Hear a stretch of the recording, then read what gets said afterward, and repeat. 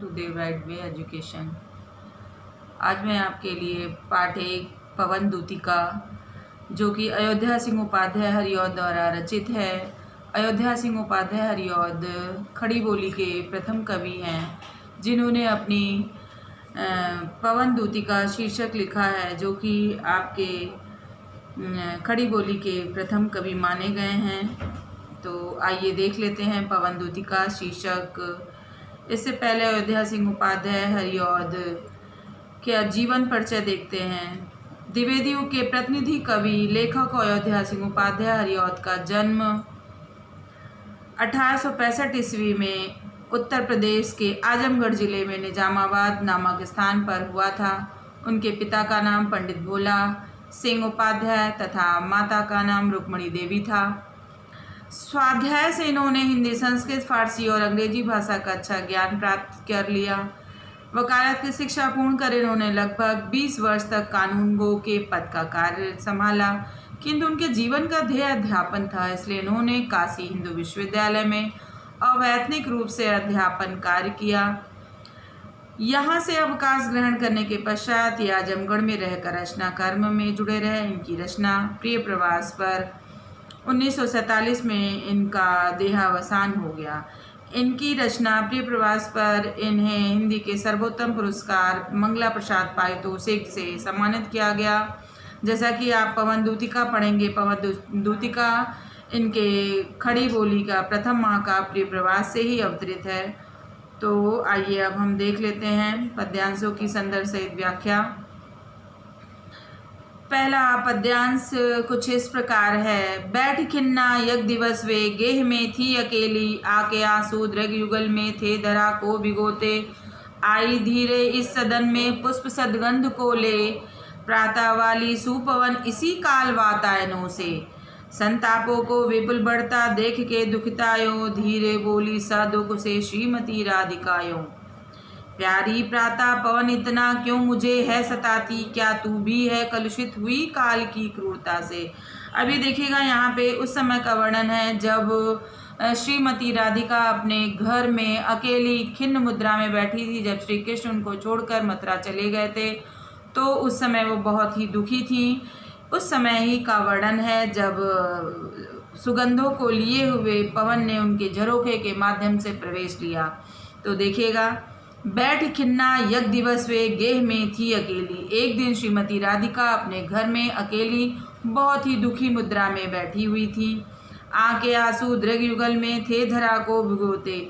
और जब वो दुखी मुद्रा में बैठी थी तो उसी समय उनके दोनों युगल माने दोनों नेत्रों से, दृग माने नेत्र, दोनों नेत्रों से इतने अश्रु की धारा प्रवाहित हो रही थी जो धरा यानी धरती को भिगो रही थी।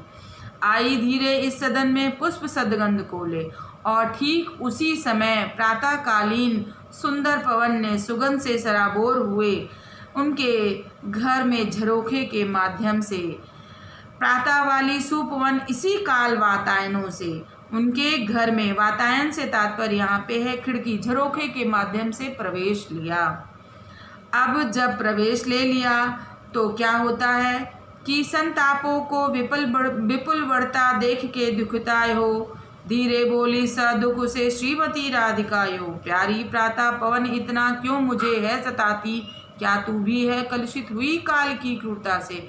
अब जब बहुत परेशान हो जाती है श्रीमती राधिका तो पवन से पूछती है कि हे प्यारी प्रातः पवन, तू मुझे इतना बता दे, समय तो मेरे विपरीत चल रहा है कि मुझे श्री कृष्ण जब से छोड़ कर गए हैं तब से उन्हें मेरी सुधि नहीं आई, मुझे मेरी याद नहीं आई, वो मुझसे मिलने एक बार भी नहीं आए। तो क्या तेरे विपरीत भी समय तेरे क्रूरता से तेरे पीछे लगा है, अर्थात समय तुम्हारे विपरीत भी चल रहा है। जिस तरह से समय मेरे विपरीत चल रहा है, मुझे दुखी कर रहा है, क्योंकि जब कोई दुखी होता है तभी दूसरे के दुख को समझ पाता है। तो धीरे बोली स दुख से श्रीमती राधिकायो। धीरे से श्रीमती राधिका ने प्यारी प्रातः पवन से कहा कि तू मुझे इतना क्यों सता रही है, क्या तू भी कलुषित है काल की क्रूरता से। क्या समय तेरे विपरीत भी है, यानी जिस तरह से मैं समय कि मारी हुई हूँ, समय मेरे विपरीत चल रहा है, मुझे दुख प्राप्त हो रहा है, क्या तुझे भी वैसा ही हो रहा है, तेरे साथ भी? आगे देखिएगा। अब श्रीमती राधिका ने ऐसा पूछा तो पवन दूती से अपनी बात जब उन्होंने जान ही लिया कि श्रीमती राधिका बहुत दुखी हैं, तो प्यारी प्रातः वाली पवन को श्रीमती राधिका ने पवन दूती बनाने का प्रयास किया। उनसे अपनी सारी व्यथा, अपने दुख को व्यक्त किया। अब व्यक्त करते हुए वो क्या कहती हैं, देख लेते हैं। मेरे प्यारे नव जलस से कंज से नेत्र वाले, जाके आए न मधुबन से और न भेजा संदेशा। मैं रो रो के प्रिय विरह से बावली हो रही हूँ, जाके मेरी सब दुख कथा श्याम को तो सुना दे। अब यहाँ पे श्रीमती राधिका पवन दूतिका से कहती हैं, ज्यों ही तुम मेरे घर से बाहर निकलोगी और जब तुम जाओगी तो वो अपने श्री कृष्ण के सुंदरता का वर्णन, उनके हाव भाव का चित्रण करते हुए बताती हैं कि मेरे श्री कृष्ण कैसे हैं। जब तुम यहाँ से बाहर जाओगी तो तुम्हें वो जब मिलेंगे तो उन्हें सारी कथा मेरी जाके सुना देना कि मैं उनके विरह में कितनी दुखी हूँ। तो वही कहती हैं, मेरे प्यारे नव जलस से कंज से नेत्र वाले। यहाँ राधिका जी पवन दूती से कहती हैं, मेरे श्री कृष्ण कैसे होंगे, उसी का वर्णन है।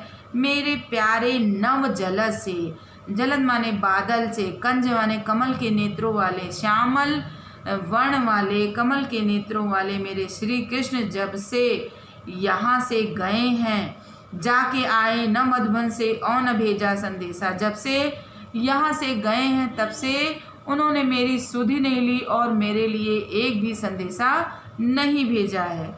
उनके विरह में मैं रो रो के प्रिय विरह से बावली हो रही हूँ। जब से वो गए हैं उनके विरह में रो रो के मैं पागल सी मेरी स्थिति हो गई है, मेरी दशा पागलों जैसी हो गई है।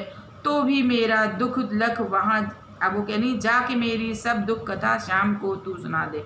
अब जब तू यहाँ आ गई है और तूने मुझे देख लिया है कि मैं कितनी दुखी हूँ श्री कृष्ण की याद में, तो जब तू वहाँ जाना तो मेरे सारी दुख व्यथा को मेरे श्री कृष्ण को जाकर बता देना कि तुम्हारे आपकी याद में मेरी क्या दशा हो गई है, कि जाके मेरी सब दुख कथा शाम को तू सुना दे। मेरी ये विनती है कि मेरी सारी दुख कथाओं को मेरे प्यारे श्री कृष्ण को, मेरे नव जलस से नेत्र वाले श्री कृष्ण को जाके सुना देना। अब यहाँ उस समय का वर्णन है जब वो बाहर ज्यों ही पवन दूती बाहर निकलेगी, पवन दूतिका को अपना माध्यम बनाया है राधा जी ने, तो उनसे कहती है, जैसे ही तुम बाहर मेरे ड्योढ़ी को, मेरे घर को लागोगी, बाहर जाओगी तो तुम्हें क्या क्या सुंदरता के वर्णन होंगे, उसी का वर्णन है। प्रस्तुत पद्यांश में राधा के द्वारा पवन दूतिका को मानकर कृष्ण के लिए संदेश भेजा जा रहा है। वे पवन से मार्ग में पड़ने वाली सुंदरता का वर्णन कर रही हैं। तो उसी का वर्णन है कि ज्यों ही मेरा भवन तज, जैसे ही तुम मेरे घर को त्यागोगी, जैसे ही तुम ड्योढ़ी को नागोगी तो तू अल्प आगे बढ़ेगी, जैसे ही तू थोड़ा आगे बढ़ोगी तो तुम्हें शोभा वाली सुखद कितनी मंज कुंजे मिलेंगी। तुम्हें सुंदर शोभा वाली ऐसे ऐसे सुंदर कुंजे लता झाड़ियों से सुसज्जित तुम्हें बागवान मिलेंगे और वो तुम्हें इतना मनोहर लगेंगे, तुम्हें अपने तरफ मोहने का प्रयास करेंगे। प्यारी छाया मृदुल स्वर से मोह लेगी तुझे, और उसकी जो छाया होगी वो बहुत ही प्यारी होगी, मृदुल होगी। जब पेड़ पौधे हिलते हैं तो उसमें से एक सरसराहट सी, एक संगीत सा धुन सी निकलती है कि मन करता है कि वहीं पर विश्राम कर ले। लेकिन वहाँ पे राधा जी पवन दूतिका को क्या संदेश देती हैं कि शोभा वाली सुखद कितनी शोभा से सुसज्जित लता झाड़ियों से युक्त इतने सारे कुंजे तुम्हें मिलेंगी, बागवान मिलेंगे जो सुंदर होंगे।